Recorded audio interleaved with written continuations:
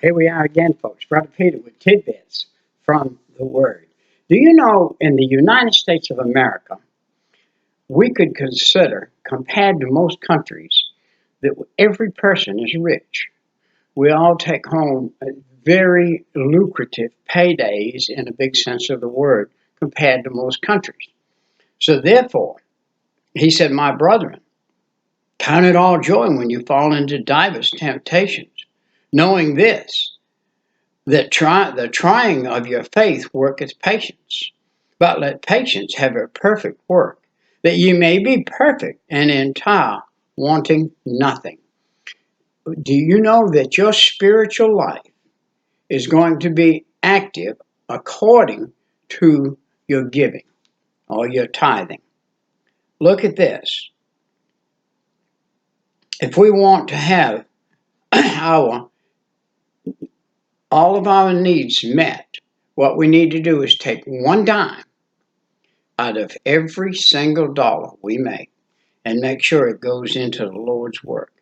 If any of you lack wisdom, let him ask of God, that giveth to all men liberally, and upbraideth not, and it shall be given him. First thing you'll get is wisdom. That's what you need. And the first of that verse is you'll have intellect or intelligence enough to see what the verse says and what the verse says. But let him ask in faith, nothing wavering. For he that wavereth is like a wave of the sea, driven with the wind and tossed.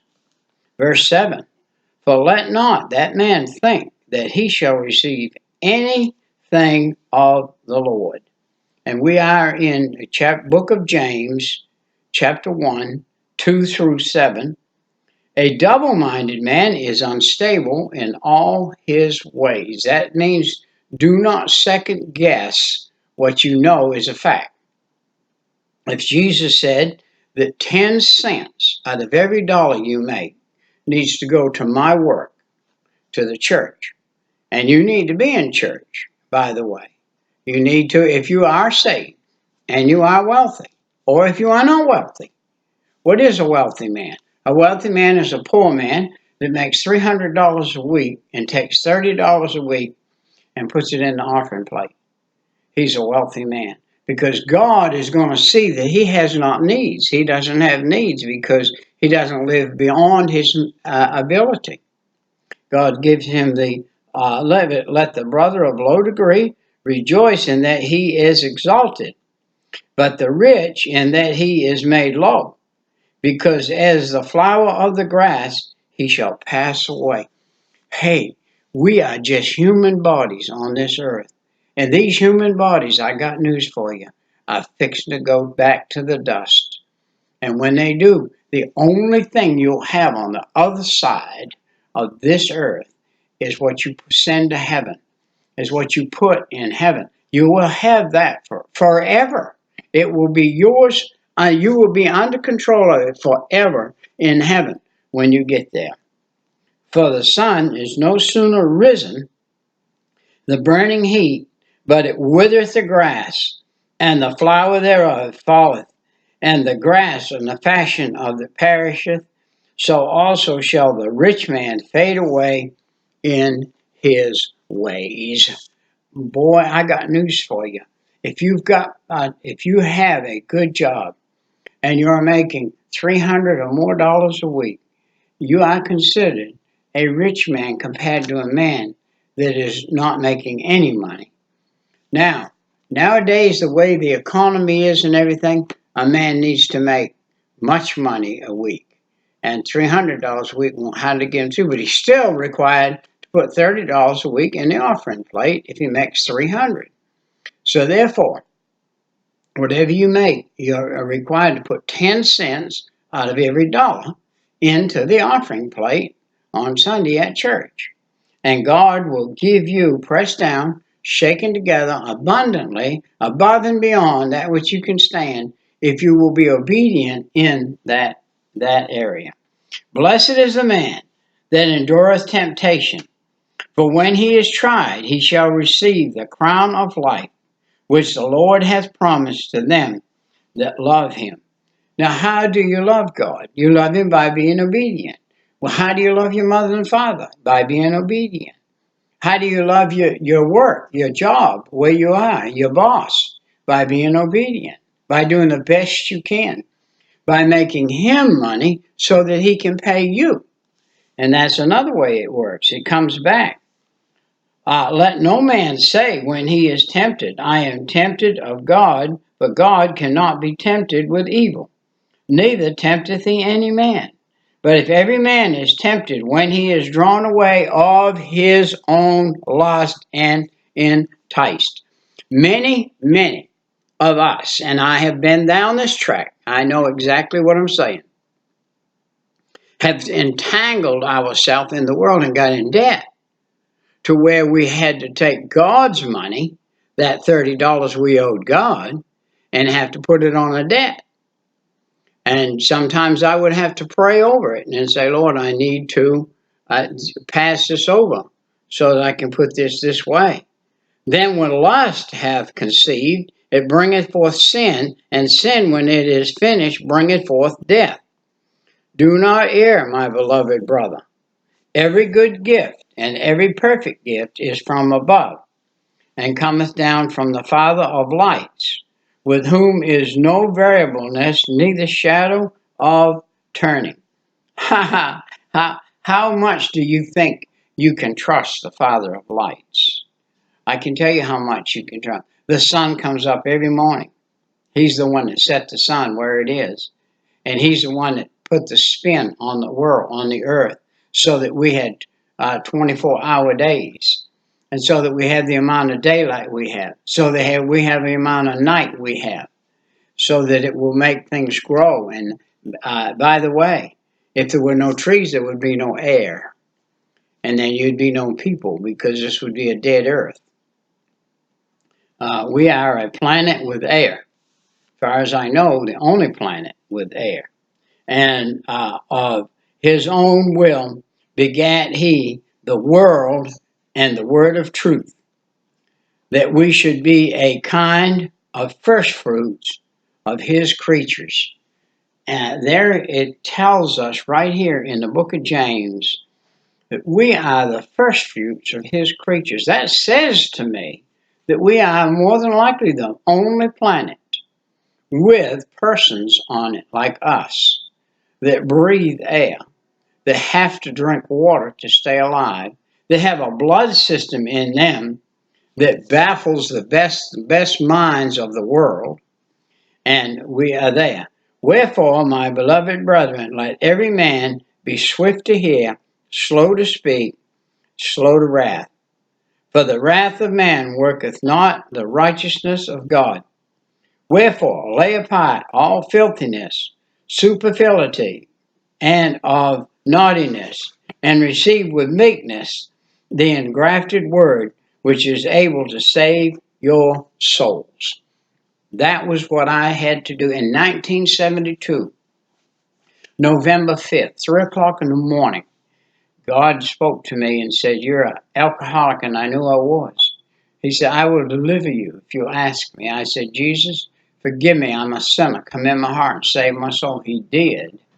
He took the alcohol away from me, the lying, stealing, cheating, and all the things away from me, and set me on my feet and put me to where he could bless me. Do you say, Peter, well, you've been blessed? Have you always had as much as you need or whatever? We've always been able to make it. Why? God made it that way. We had 6 children in Christian school all at one time. All of those children, we did not make the money to pay that debt. Actually, we picked up soda bottles in the morning, my wife and I did, on the way back from taking the kids to school, took them to the filling station and put that much gas in the car every day. And then we went to work painting. She helped me paint during that period of time. So that when we did get some money, we could pay some of the debt down there at the school. But somebody, a very wealthy person, perhaps, or maybe somebody that wasn't very wealthy, I never knew who it was, but may God bless them today for what they did then. I would go to pay the debt, and the superintendent would say, it's already been taken care of, Peter. Wow. So God took care of that. Be ye doers of the word, and not hearers only, deceiving your own selves. For if any be a hearer of the word, and not a doer, he is like a man building his natural faith, beholding in a glass. For he beholdeth himself, and goeth away, and straightway forgetteth what manner of man he was. But whosoever looketh into the perfect law of liberty, and continueth therein, he being not a forgetful hearer, but a doer, the work of this man shall be blessed in his deeds. We have been totally blessed. My wife and I have been totally blessed now for several years. Now I sit by myself. My wife is double blessed. She's in heaven. She had a brain cancer and last April and went to heaven. She's double blessed. One day, Lord willing, if the two of us were one down here, we'll be one up there. And I'll be back with her, and it will be a forever thing. Somebody said, how will that work, Brother Peter? I don't know. But I know when he made Adam and Eve. But he had Adam do a job, and then he put him to sleep and took Eve out of his rib. And when he said he made man, he said he made Adam and Eve. So they were one. And if any man among you seemeth to be righteous, and bridleth not his tongue, but deceiveth his own heart, this man's religion is in vain. That's a man who you hear out here cussing and fussing and doing all kinds of things, yet he goes to church on Sunday. And people will say, he's a hypocrite. Pure religion is undefiled before God and the Father. Is this, to visit the fatherless, the widows in their affliction, to keep himself unspotted from the world. This is unfeigned religion, that you've got to keep yourself unspotted from the world. In chapter 2 of James, we were in chapter 1. My brethren, have not the faith of our Lord Jesus Christ, the Lord of glory, with respect of persons. But if there come unto you an assembly, a man with a gold ring and goodly apparel, and there come also a poor man in vile raiment, and you have respect to him that weareth the gay clothing, and say unto him, sit thou here in the good place, and say to the poor man, stand thou there, or sit here under my footstool. Be careful how you treat people. Be careful if you're a Christian. I meet some of the poorest people in the world who are some of the best Christians I know today. I do meet some very wealthy people who are very good Christians today. And we have some very wealthy people around us who are good Christians today. But we also have some very wealthy people today that would not give 10 cents out of $1 to the Lord. And therefore, their end is going to be worse than their beginning. Their happy life now is going to be total torment forever when they die and go to hell, because they have not asked Jesus to come in their heart, forgive them of their sin. Not because they're not giving them 10%, but because they haven't asked Jesus to come into their heart. And after they do that, God will show them the proper way of tithing. You say, what does tithing do, Brother Peter? Well, I can tell you one thing it does. It pays a $1,500 or $2,000 utility bill at our church every month. It pays a preacher a salary every month. It sends $13,500 a month to missionaries, as far as I know, at our church every month. And that's what tithing does. That's what giving to the church does. It gives so that you can give. So the church has to pay its debt. The church has to pay its preacher. The church has to pay its secretary. The church has to pay its utilities.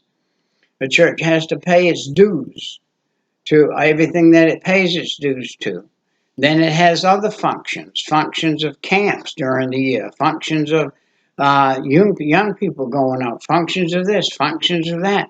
They all cost money. It's just like you going out driving your car this year.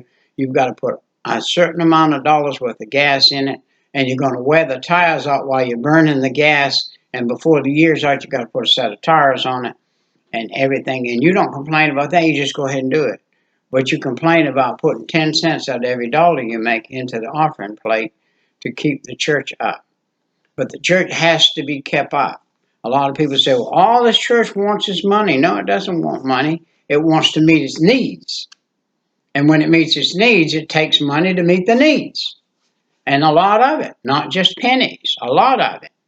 And the bigger the building, just think, we live in a little house with a $300 utility bill, when in the church you got a $1,200, $1,500, maybe $2,000 utility bill, so that everybody can sit in there on Sunday and be cool while it's hot outdoors. When it's cold outdoors, be warm inside.